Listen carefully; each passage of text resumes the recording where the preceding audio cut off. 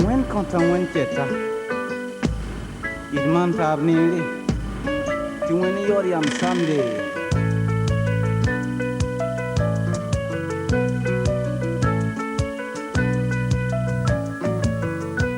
Mananere, mananere, abitu mananere, aseku mananere. Je suis grand où je suis chef parce que c'était commencé par mon grand-père, mon grand-oncle, le chef des Japonais. Son nom s'appelait Nabago. Et vraiment, il est bien nous dit avant que lui, même derrière lui, le veut que Japonais devienne une grande ville.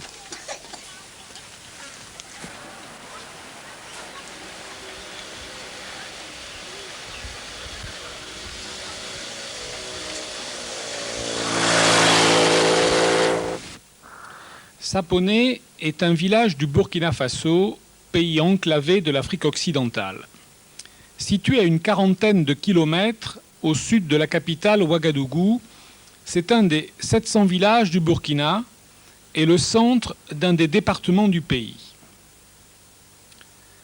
La création du village remonte au prince Nabakouda, venu de Gambaga, dans l'actuel Ghana, qui fut le 9e empereur Mossi. Depuis, 15 chefs Mossi se sont succédés à Sapone, dont l'actuel padré, qui reste le représentant respecté des valeurs coutumières. 2 fois par semaine, le marché est le principal lieu de rencontre, d'échange, de réunion des populations villageoises. La vente, l'achat, le troc de produits multiples s'y effectuent. Lieu de vie, le marché est aussi un lieu de préparation et de consommation sur place, beignets, galettes, grillades et la traditionnelle bière locale fabriquée par les dolotières. C'est enfin un lieu de palabre pour la population qui se retrouve, se salue et s'exprime sur des thèmes concernant la vie locale.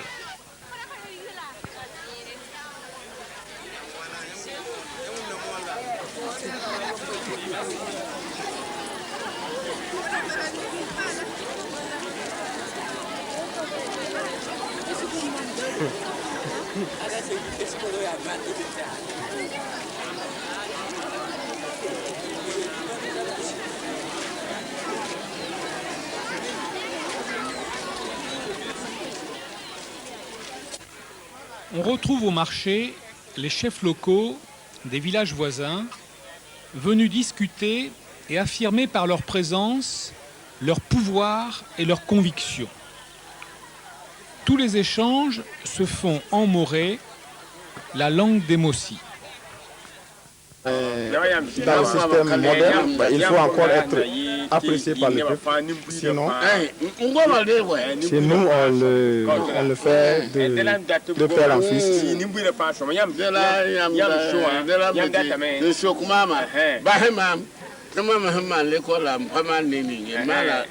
J'ai quand même fréquenté un tout petit peu l'école avant d'être récupéré totalement par le système traditionnel dans lequel je suis.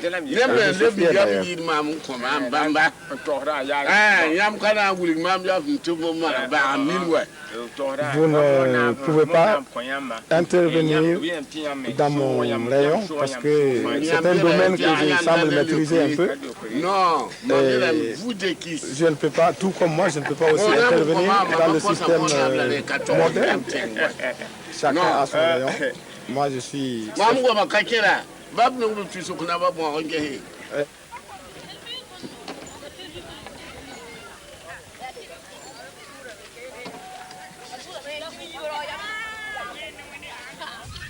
Sapone se situe sur un plateau latéritique et connaît un climat de type tropical marquée par l'alternance d'une saison sèche et d'une saison humide propice à la culture.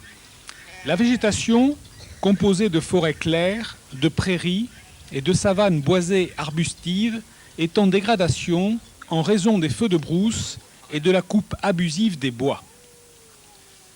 Les chefs de village ne sont pas tous convaincus des dégâts causés par ces pratiques traditionnelles qui visaient à éliminer les animaux nuisibles et à débroussailler. Certains pensent même que les brûlis enrichissent la terre. Les pouvoirs publics et les ONG tentent d'introduire de nouvelles pratiques pour protéger les terres et les irriguer.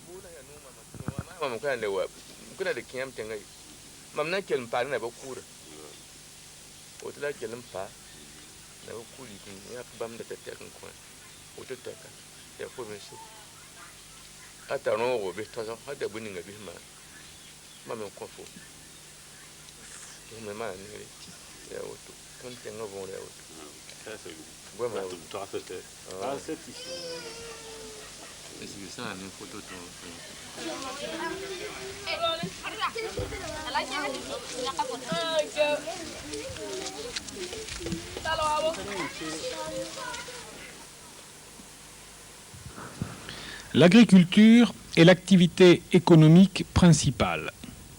La culture du mil et de l'arachide sert à l'alimentation et à la commercialisation.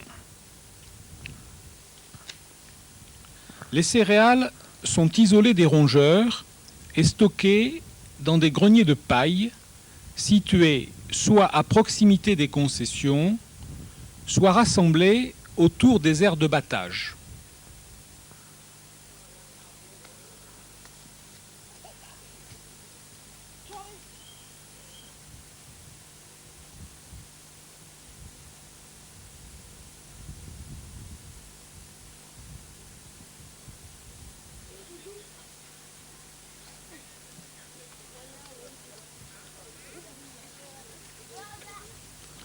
L'artisanat est peu développé. La poterie et la vannerie sont cependant largement pratiquées. Et la fabrication de chapeaux, dits de saponnés, reste l'activité la plus caractéristique de la région.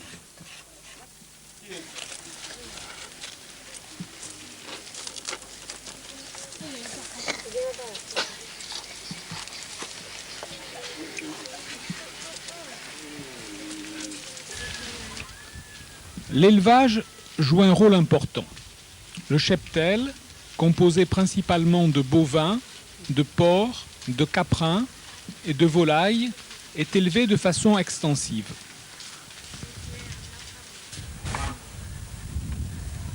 Saponnet dispose depuis 1983 d'une préfecture.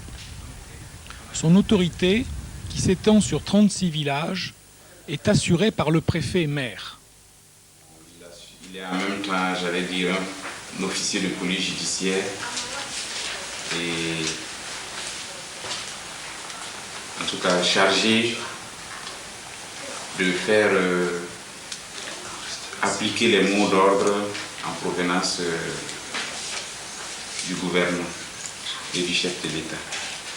Bon, il faut dire aussi que le découpage administratif n'a pas tenu compte du découpage traditionnel. Bon, la preuve est que vous avez des villages qui sont dans le département de Saponnet, mais dont les chefs sont intronisés par d'autres chefs qui sont dans d'autres provinces, outre que le Bazer. Donc il faut dire que nous n'avons pas, et l'administration n'a pas tenu compte du découpage traditionnel, justement pour une question de commodité dans la gestion des affaires administratives. Bon, les rapports existants entre la chefferie traditionnelle et l'administration, bon, ce sont d'excellents rapports, dans la mesure où nous faisons souvent appel à la tradition, aux chefs coutumiers, pour nous aider à résoudre certains problèmes qui ont une emprise, j'allais dire, coutumières. Par exemple, si nous prenons le cas des feux de brousse, bon, nous savons qu'il y a des coutumes qui préconisent après les récoltes, qui exigent du moins qu'on brûle la brousse afin que l'année prochaine les récoltes soient meilleures, etc. Bon, mais nous savons que ces feux de brousse aussi, dès qu'on les allume, ça consume toutes les choses. Donc nous collaborons quand même avec les chefs en leur demandant de délimiter une portion pour le besoin de leur coutume.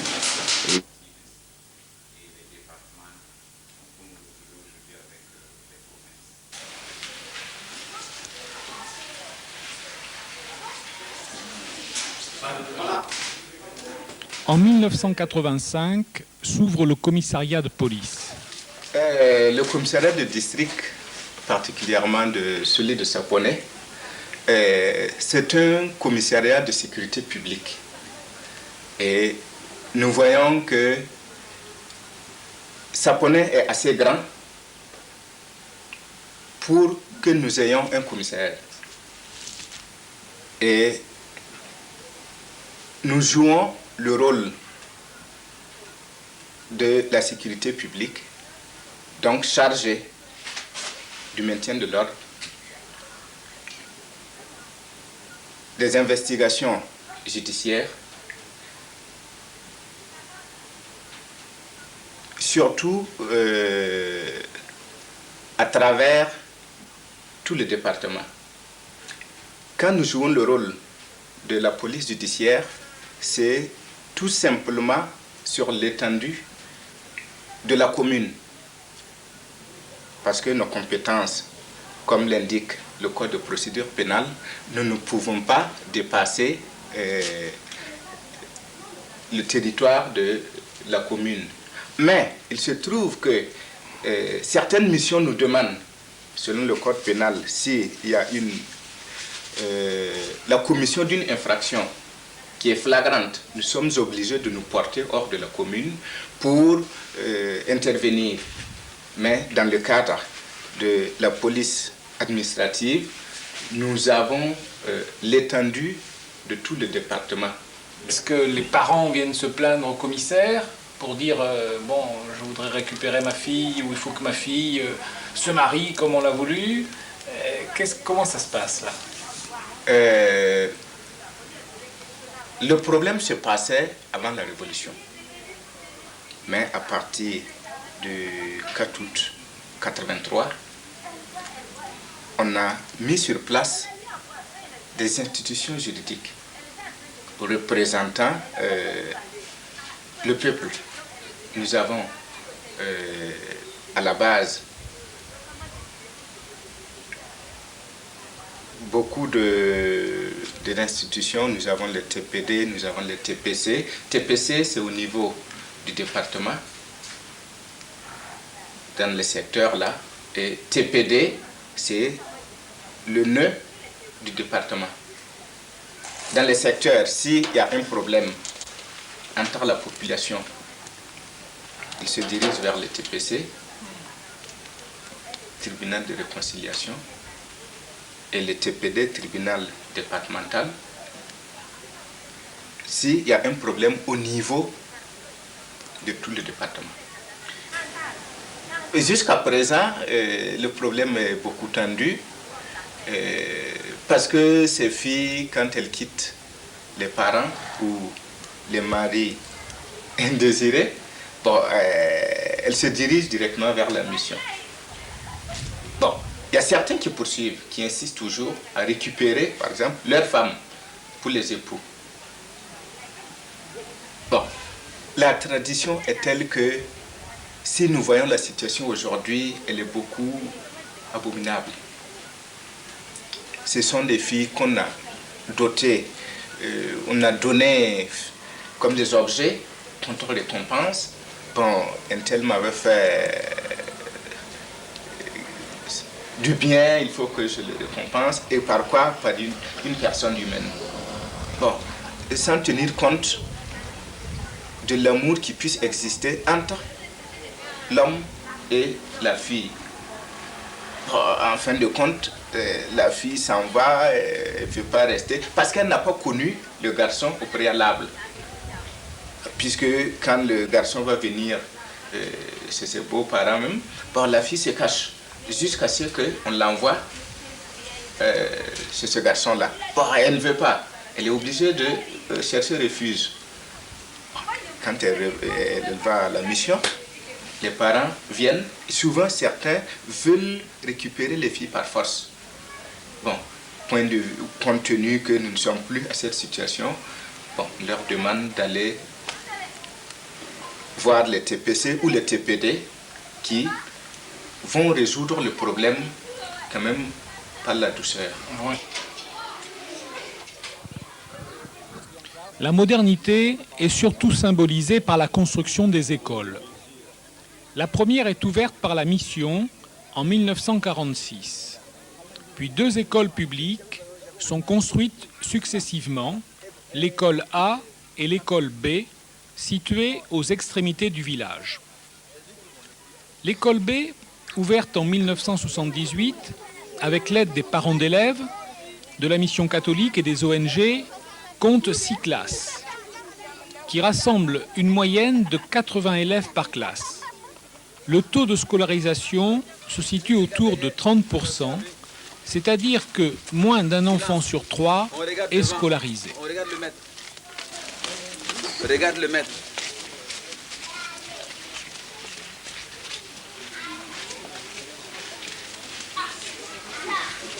En ordre, hein. On regarde ici. Regarde.